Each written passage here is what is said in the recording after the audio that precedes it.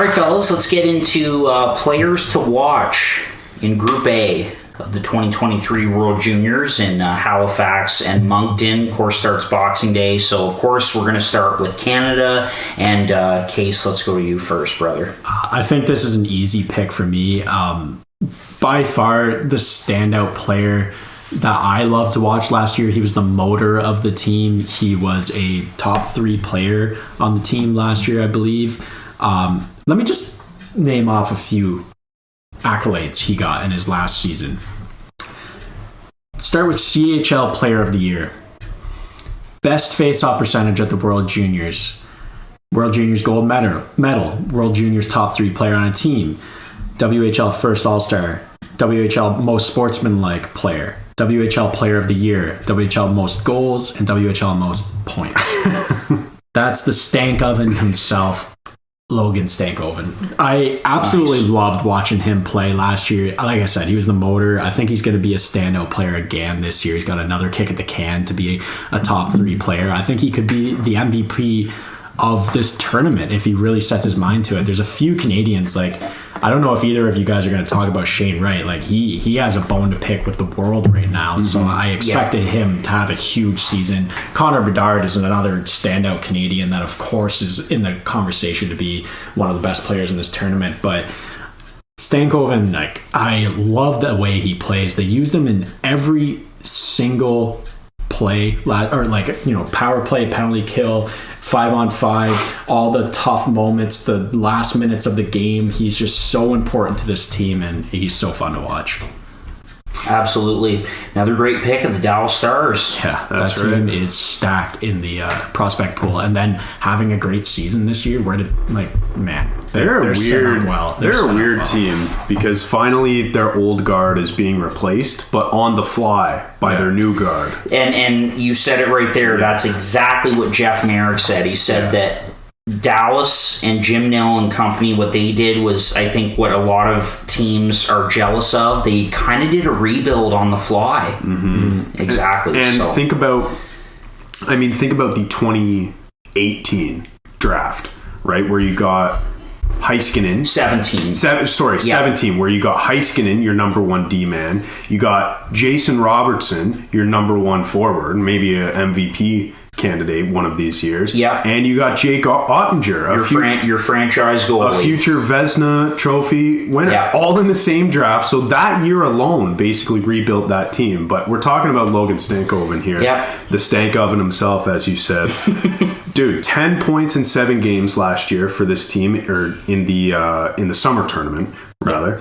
And then this year in the WHL, 44 points in 21 games. Are you kidding me? 2 points per game. Are you kidding me? Yeah. On route to be another CHL Player of the Year. That's ridiculous. And like we mentioned, a second round draft pick of the Dallas Stars in 2021. Yeah, this guy's going to be a standout player at the tournament, no question.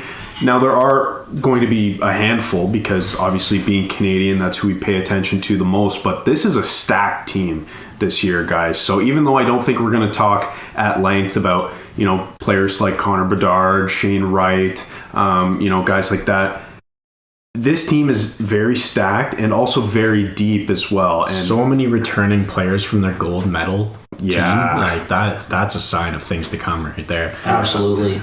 It's crazy. So Stankoven is a really good pick. That's going to be a player I'm going to be glued on this entire tournament. And by the way, I should say that this episode, we do this every year, players to watch at the World Junior Championship. We do it group by group, team by team, and it's not necessarily the best players on the team, though Stankoven is going to be one of the best players. It's players who have either an interesting story, are going to be draft eligible, have already been drafted, and maybe they've become a steal of the draft. So there's a lot of different angles we can approach this at. It's not just the best players on the team. So I wanted to mention that as we get into this episode. But yeah, Stankoven, great pick. And that's our whole goal, right? It's not to take the low-hanging fruit and, okay, let's talk about Wright, Fantilli, Bedard. Yeah. Boom, boom, boom. It's to get... it's to get some of our... You're going to hate who I'm taking then.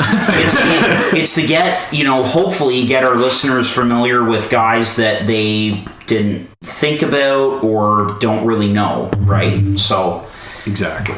Chad, let's go to you with your guy to watch on Canada. You might think this is low-hanging fruit, as you just mentioned, but I want to talk about Adam Fantilli because I feel like everyone, who has looked into this 2023 draft at all knows of two players right away. It's Connor Bedard and Matvei Michkov. Everyone knows Bedard is going to go number one, so he's been on everybody's radar since he was, 14 years old.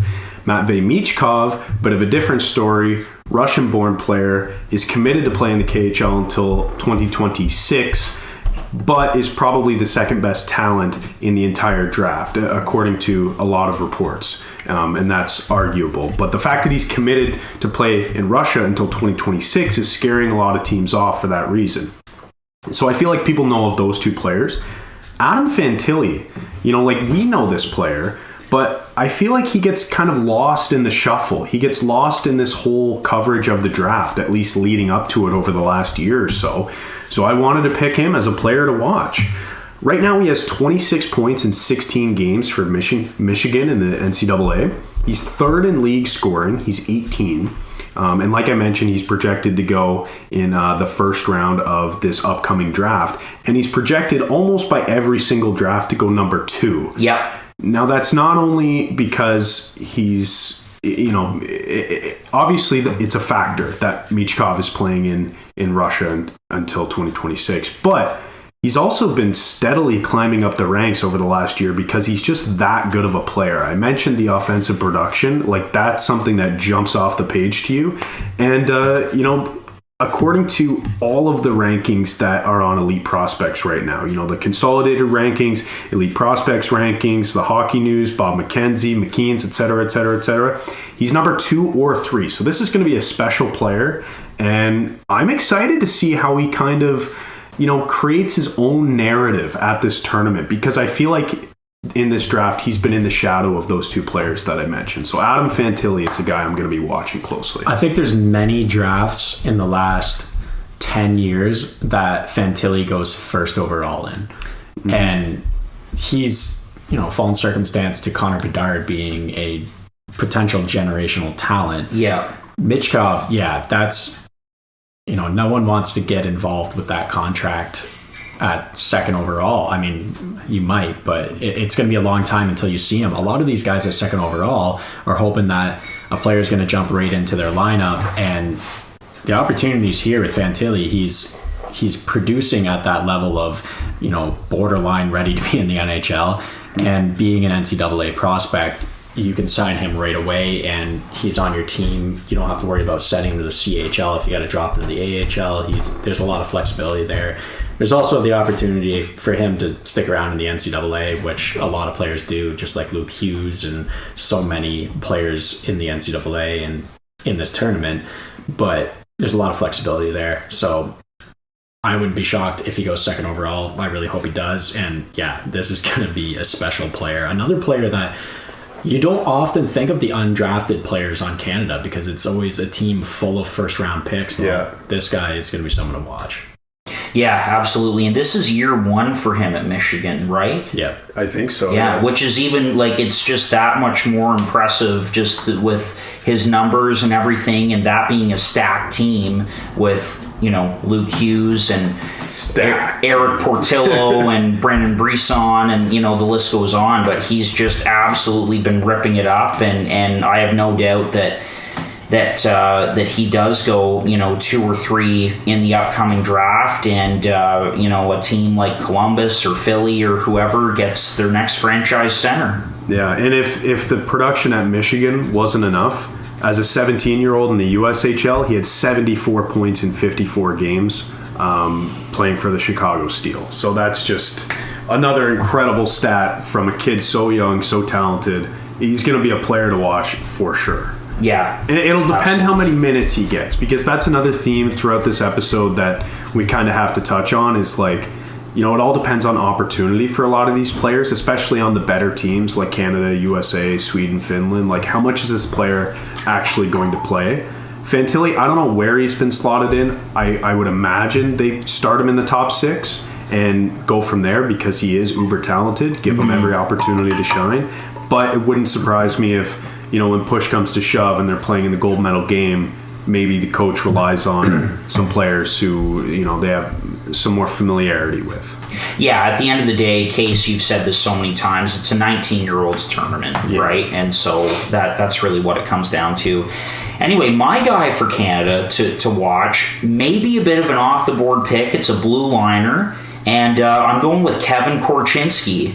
First rounder, the Chicago Blackhawks, 7th overall. Of course, they got that pick in the DeBrincat deal from Ottawa, over a point per game with the Seattle Thunderbirds in the WHL, and he may very well be Canada's best defenseman. Wow. On this team. There's some good names there, though. For sure. Zellweger, Lambos, the list goes on. But, man, this guy's good. And Chicago took a big swing making that deal. And they said they got their guy. And he's been, like I said, he's been over a point per game in the W. And looks like a really good offensive defenseman who skates really well up the ice and moves the puck really well, and I'll be keeping my eye on the Chicago first rounder from this past draft. For sure. That's an interesting pick. I didn't expect that one. There's a lot of storylines on this Canadian blue line that I'm excited about.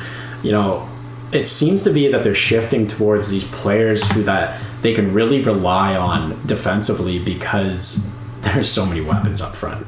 Yeah. Like, you don't need to get the points from your offense, or from your defense rather, and that's why you see a guy like Del Mastro get so much playing time last year, or Caden Gooley the year before. He's, he can show some offense for sure, but it's not really the name of his game. And that's an interesting point interesting pick rather. Like, I'm excited to see another defenseman on the point for Canada that I can watch. Brant Clark is another one that I'm interested in watching him because he's been spited twice by this team and left out twice. Yeah, exactly. Not even invited to camp last time around, and he's been playing in the NHL. Yeah, made the LA Kings out of camp. So that is such a weird dynamic there. Like, that could have been a player to watch too, because like you mentioned, Case, he's been snubbed multiple times. Like, I remember we did a standalone episode one time where Hendrix Lapierre and Brant Clark were both snubbed by the team, and then they were both playing in the NHL since then. So it doesn't make any sense that Clark now is only finally getting his opportunity after being kicking around as one of the best defensive prospects in Canada for the last couple of years. But that could have been a player to watch for sure. I'm just looking at the back end, and the cool thing about it is, and like, I like how you pick Korchinski because he's a recent draft pick. Chicago needs something to cheer for in this year's World Juniors because in the NHL they don't have much to cheer for on or off the ice. So the interesting part to add to Korchinski, they also have Del Mastro, as you mentioned, Case, and Nolan Allen. So when I was looking at some of the deep pairings, Raiders. That's right. So when I was looking at some of the D pairs going into the tournament, or some of the rush lines, they have a Chicago Blackhawks prospect on each line. So I thought that was pretty interesting. Like, Chicago's going to be able to watch this tournament and watch Team Canada and actually have something to be excited for once, So, and clearly, like, for the Blackhawks, like, they need that one guy on the blue line to, for the future, because it's not Seth Jones. Like, they need one of these guys, whether it's Korchinski or Allen or Del Mastro, to really carry the load for the future. But just with, how talented Korchinski is, how high he was drafted, that he could certainly be that defenseman of the future for them, for sure. Oh man, you say that the line rushes has them all split up, but imagine a pairing of Del Mastro with Korchinski. You got offense, defense right there, and Chicago prospects. Yeah, that could be fun to watch. And then Korchinski, get him on the power play. You just feed Connor Bedard in that trigger man spot, and you're going to get a lot of points in this tournament. Yeah, exactly.